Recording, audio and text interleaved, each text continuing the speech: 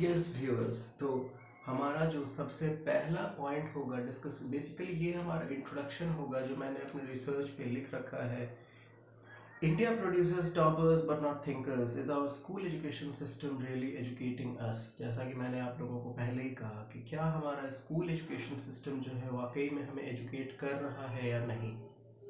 ये खुद ही हमारे ऊपर बहुत बड़ा सेल्फ डाउट है, क्योंकि हमारे यहाँ हर वक्त ऐसे लोग हैं इंडिया में, most of the students, most of the people ऐसे हैं जो कि जॉब सीकर्स हैं, जो कि एम्प्लॉयज़ हैं, एम्प्लॉयर्स नहीं हैं।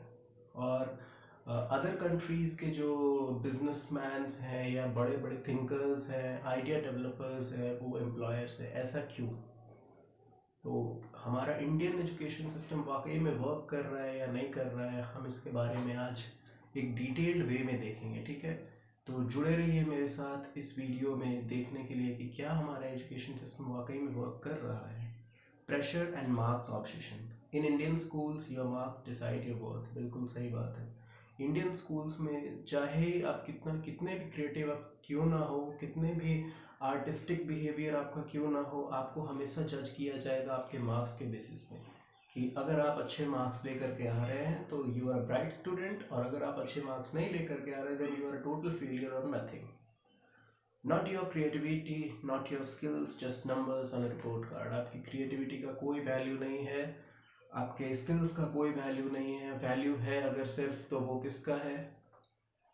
The numbers on your report card. School से जो आपको रिपोर्ट कार्ड दी जाती है उसके नंबर्स का वैल्यू है कि क्या नंबर्स है, वो क्या नंबर्स आपको दिए गए हैं, सिर्फ यही मैटर करता है। और बहुत ही मुझे आई थिंक बहुत ही प्राउड नहीं होता ये कहने में कि पेरेंटल एक्सपेक्टेशंस भी जो है स्टूडेंट्स को कहीं ना कहीं अंदर ही अंदर they break them silently.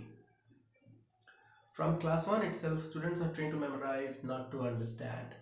Class 1 से ही स्टूडेंट्स को रोबोट्स के जैसा ट्रीट किया जाता है। उन्हें मेमोराइज करने के लिए जोर डाला जाता है, उन्हें मेमोराइजेशन के लिए जोर डाला जाता है, अंडरस्टैंडिंग के लिए जोर नहीं डाला जाता। और जो दूसरे कंट्रीज की एजुकेशन सिस्टम है वो क्या करती है, वो जोर किस चीज़ पे डालती है? वो जोर डालती है अंडरस्टैंडिंग ऑफ द कंसेप्ट पे, ना कि मेमोराइजेशन के ऊपर।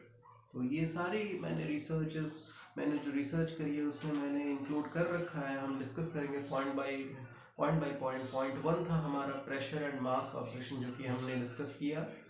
अब जो पॉइंट 2 है हमारा, ये fear based learning. Raise your voice, you are undiscipline. अगर आप अपनी आवाज़ उठाओगे स्कूल एजुकेशन सिस्टम के खिलाफ, आप अनडिसिप्लिन हो। Ask questions, you are over smart. अगर आप क्वेश्चंस पूछोगे क्लास में, you are trying to be over smart. आपके टीचर्स आपको बोलेंगे don't try to be over smart, just silently watch, just silently listen to me.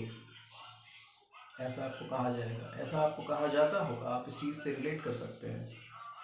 Make mistakes, you are failure. अगर आप गलती कर रहे हैं तो आप एक टोटल फेलियर हैं।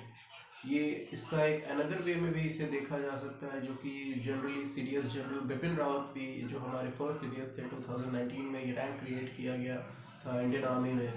और इसके जो फर्स्ट ऑफिस होल्डर थे वो थे CDS general Bipin Rawat. Make mistakes, you are failure. वो कहते थे कि अगर हमारे लोग मिस्टेक कर रहे हैं इसका मतलब at least they are trying their best, तभी वो मिस्टेक कर रहे हैं। अगर आप कुछ काम ही नहीं कर रहे तो आप मिस्टेक कैसे करोगे? तो सेम केस यहाँ पे भी है। Make mistakes, you are failure. अगर आप गलती कर रहे हैं आप एक फेलियर है। अगर आप अच्छे से कंसेप्ट समझ जा रहे हैं, टीचर्स उन बच्चों पे ज़्यादा ध्यान देंगे, उन लोगों पे ध्यान नहीं देंगे जो कि समझ नहीं पा रहे हैं। ये भी आप कंसिडर कर सकते हो डार्क रियलिटी में। ये पूरा ही टॉपिक डार्क रियलिटी के ऊपर है। Now, schools don't remove fear from children, they install it instead. Schools जो है वो बच्चों स्कूल्स का क्या होना चाहिए इंडिया में? स्कूल्स का काम होना चाहिए बच्चों से कैसे फियर हटाए, बच्चों को कैसे फियरलेस बनाए। तो ये ना करते हुए इंडियन स्कूल एजुकेशन सिस्टम क्या कर रही है, उनके अंदर फियर इंस्टॉल कर रही है। तो वो फ्यूचर में फ्यूचर लीडर्स कैसे बन पाएंगे, वो फ्यूचर थिंकर्स कैसे बन पाएंगे? पॉइंट 3 हम डिस्कस करते हैं, टीचर्स अंडर प्रेशर। हमारे यहाँ जो एजुकेटर्स हैं, हमारे यहाँ जो टीचर्स हैं, वो भी प्रेशर में है। किस प्रेशर में है, कैसे प्रेशर में है, कौन प्रेशर डाल रहा है उनके ऊपर? This is not just about students, even teachers are trapped. ये सिर्फ विद्यार्थियों के बारे में नहीं है, ये सिर्फ स्टूडेंट्स के बारे में नहीं है, बल्कि ये टीचर्स भी जो है ये ट्रैप्ड है। किसमें ट्रैप्ड है? कोई जाल में ट्रैप्ड है क्या? नहीं। Most teachers are forced to complete syllabus, not build minds. ज़्यादातर जो टीचर्स है उन्हें स्कूल एजुकेशन सिस्टम क्या फोर्स करता है, जो हेड ऑफ द स्कूल है, जो हेड ऑफ द इंस्टीट्यूशन है, वो क्या फोर्स करते हैं उन्हें? सिलेबस कंप्लीशन के ऊपर ज़्यादा ध्यान देने के लिए। सिलेबस कंप्लीट कीजिए, आप सिलेबस कंप्लीट कीजिए। You don't have to build mind, just complete syllabus, let them memorise and conduct examinations on time. बस यही बन करके रह गया है। तो ऐसे में आप एम्प्लॉयर्स तो जनरेट नहीं कर सकते, ऑब्वियसली आप एम्प्लॉयज़ ही जनरेट कर पाओगे। और यही कारण है, सिर्फ एक यही कारण नहीं कह सकते हैं, ये वन ऑफ द रीजंस हो सकता है हमारे इंडिया में एंटरप्रेन्योर्स की कमी है। और जो अच्छे माइंड्स हैं, जो यंग माइंड्स हैं, जो ब्रिलियंट माइंडसेट्स हैं, जैसे सुंदर पिचाई, ग्रेट सीईओ, सत्य Nadella, CEO of Microsoft, great entrepreneurs, ये सब, इन सभी को अमेरिकन कंपनीज ने हायर कर लिया। क्यों? और टॉप पोस्ट पे रखा है। क्यों? क्योंकि वो देख सकते हैं हमारे इंडियन लीडर्स को, हमारे इंडियन थिंकर्स को, और ये चीज़ हमारे इंडिया में इस चीज़ की कदर नहीं है। इसीलिए एक बार जो लोग ओवरसीज चले जाते हैं वो फिर वापस लौट करके आते नहीं हैं, क्योंकि बेसिकली बहुत अच्छे पेइंग स्केल्स हैं, बहुत अच्छी अट्रैक्टिव सैलरी, तो मैं नहीं कहूँगा सीईओ की सैलरी तो नहीं होती है, बट अर्निंग्स इतनी होती है जिससे आप आराम से BMW, पॉर्श, ये सब में आप घूम सकते हो, मर्सिडीज, ये सब में आप आराम से घूम सकते हो। Most teachers are forced to complete syllabus, not build mind, जैसा कि हमने डिस्कस किया। Targets, files, inspections, exams, where is real teaching? आपको असाइनमेंट दे दिया जाएगा, आपको प्रोजेक्ट्स दे दिए जाएंगे, आपको आपकी जो एग्जामिनेशन है समेटिव 1, समेटिव 2, ये सब कंडक्ट किया जाएगा, लेकिन रियल टीचिंग कहाँ है? तो हम देखते हैं। Point 4, one system millions of minds. एक ही सिस्टम है और मिलियंस ऑफ माइंड्स है। इंडियन स्कूल्स में ऐसे तो नहीं है सिर्फ एक ही बच्चे पढ़ते हैं, सिर्फ एक ही कैटेगरी के बच्चे पढ़ते हैं। Millions of minds but one system to जज them all. One time table, एक टाइम टेबल होता है, एक एग्जाम पैटर्न होता है। CBSE जो है उसे रिस्पॉन्सिबिलिटी दी गई है एग्जामिनेशन कंडक्ट करने की। NCERT जो है उसे रिस्पॉन्सिबिलिटी दी गई है सिलेबस फ्रेमवर्क की। One definition of success, success की डेफिनेशन सिर्फ एक ही है। But students are not robots, लेकिन जो स्टूडेंट्स हैं वो रोबोट्स तो नहीं है।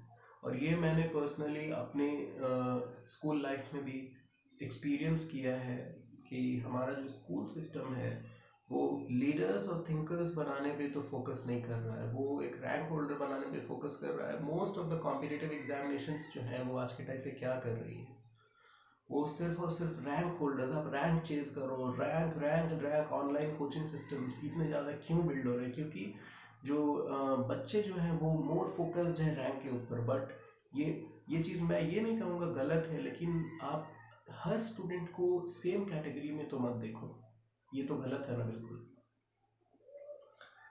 But students are not robots, जैसा कि मैंने कहा स्टूडेंट्स रोबोट्स नहीं है, तो क्या है वो फिर? सम आर आर्टिस्ट्स, कुछ आर्टिस्ट्स हैं, कुछ थिंकर्स हैं और कुछ लीडर्स हैं। Yet the system says everyone must run the same race, लेकिन फिर भी सिस्टम कहता है हर किसी को सेम रेस में दौड़ना ही होगा, जो कि हम कहते हैं माइस रेस, चूहे की दौड़। इसमें बहुत सारे हार जाते हैं, बहुत सारे मैं कहूँगा एलिमिनेट हो जाते हैं रेस से। कुछ जो है वो डेस्टिनेशन तक पहुँचते हैं और उसमें कुछ की जो है सिलेक्शन होती है, तो बाकी के कहाँ जाएंगे फिर?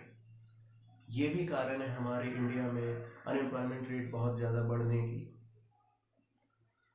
पॉइंट 5 जो है ये मेंटल हेल्थ क्राइसिस है। I personally went through it, तो मैं इसके साथ बहुत अच्छी तरीके से रिलेट कर सकता हूँ, क्योंकि 1 years back I was suffering from depression. तो डिप्रेशन क्या है, ये क्यों होता है, हम इसके ऊपर डिस्कस करेंगे one by one. Depression depression क्या है? ये एक मेंटल स्टेज है।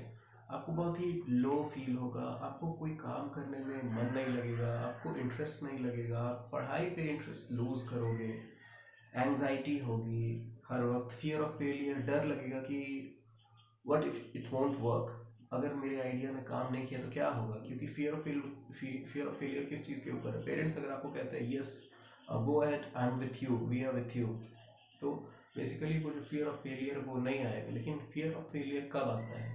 जब टीचर्स कह रहे हैं सिलेबस कंप्लीशन, पेरेंटल एक्सपेक्टेशंस क्या है, यू नो बेटा you have to do good, all these things are putting pressure on our young minds or on our little minds, and these I don't find it right, I don't find it pertinent. That's why today I'm discussing this research paper of mine with you all. No chapter teachers how to handle emotions. कोई भी chapter जो है वो ये नहीं सिखलाता कि आप emotions कैसे हैंडल करोगे, आप लाइफ में जो रियल प्रॉब्लम्स है वो कैसे हैंडल करोगे, आप इस चीज़ को रिलेट करोगे अगर आप स्कूल में हो। आफ्टर 12 और 14 years of schooling you will relate कि स्कूल में जो आपको चैप्टर्स पढ़ाए गए वो एक्चुअली रियल लाइफ में काम आ ही नहीं रहे। No chapter teachers how to handle emotions, no exam checks mental strength. कोई भी एग्जाम मेंटल स्ट्रेंथ चेक नहीं करता कि वाकई में आप कितने स्ट्रांग हो। एग्जाम्स चेक क्या करते हैं? वो मेमोराइजेशन चेक करते हैं। But every year student break silently. हर साल जो है स्टूडेंट टूटते हैं, अंदर ही अंदर घुटते हैं साइलेंटली, किसी को पता नहीं चलता।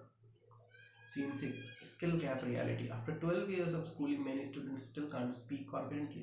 12 साल के स्टूडेंट लाइफ के बाद भी, 12 साल के स्कूलिंग लाइफ के बाद भी स्टूडेंट जो है वो कॉन्फिडेंटली खड़े होकर के बोल नहीं सकते। थिंक क्रिटिकली और सॉल्व रियल लाइफ प्रॉब्लम्स, वो क्रिटिकली सोच नहीं सकते, रियल लाइफ प्रॉब्लम्स को सॉल्व नहीं कर सकते। तो ऐसा क्यों है आखिर? Degrees are increasing, employability is not. जैसा कि मैंने इंट्रो में ही आपको कहा, सिर्फ डिग्रीज जो है वो बढ़ रही है, एम्प्लॉयबिलिटी का तो नामो निशान नहीं है। खास करके करंट सिनेरियो आप देख ही लो क्या हो रहा है। तो ये कुछ जो है बेसिक चीज़ें थी। अभी हम पॉइंट 7 डिस्कस कर लेते हैं, curriculum versus reality. We learn trigonometry. Mathematics में हमने भी पढ़ा था, आप लोग भी पढ़ रहे होंगे, और आप लोगों ने भी पढ़ा होगा, मेरे ब्रदर्स एंड सिस्टर्स ने भी पढ़ा होगा कि हमने ट्रिगोनोमेट्री पढ़ा है, but not how to manage money. लेकिन हमें मनी मैनेज करना नहीं आता। अगर मिडिल क्लास को मनी मैनेज करना ही आ जाता तो लोग इतने ज़्यादा सफ़र नहीं करते। We memorise answers but not how to face failure. हम आंसर्स को रटने की कोशिश करते हैं, हम बुक वॉर्म बनते हैं। Even if we are not interested in it, we are forced to do it, जो कि बहुत ही पॉजिटिव आउटपुट तो बेसिकली दे ही नहीं सकता। ये this is my personal belief, I don't know about your belief. If you feel the same, you can comment on the channel, on the comment section. The world has changed, the classroom has not. दुनिया बदल रही है, देश बदल रहा है, लेकिन classroom जो है अभी भी है outdated. Point 8, hope and questioning. Yes, reforms like NEP 2020 are steps forward.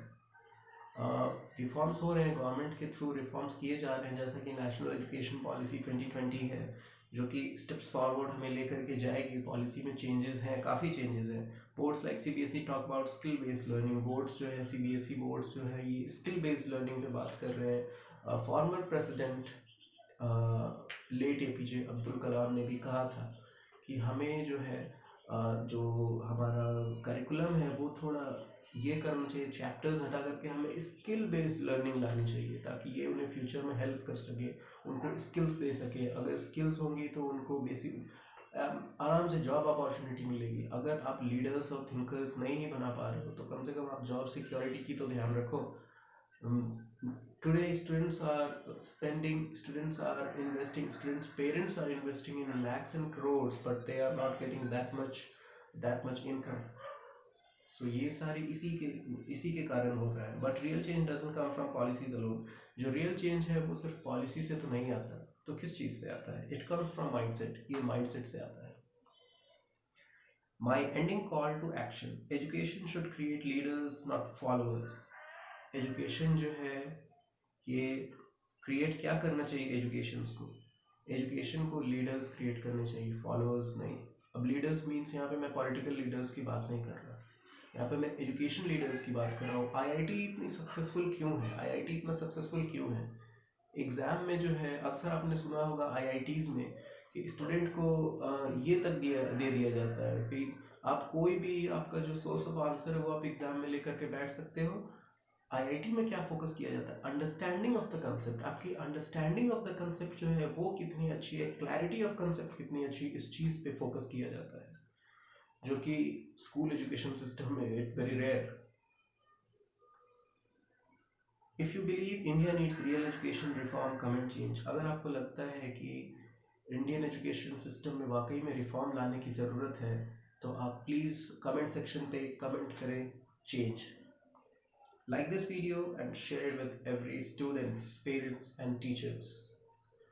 हमें हमें इस चीज़ से, जो हमारा एजुकेशन सिस्टम है, हमें इस चीज़ से actually don't take it otherwise, मैं ये नहीं कह रहा कि ये गलत है, बट इसमें रिफॉर्म्स लाने की बहुत ज़्यादा ज़रूरत है। बिना रिफॉर्म्स के ये हो नहीं सकता है।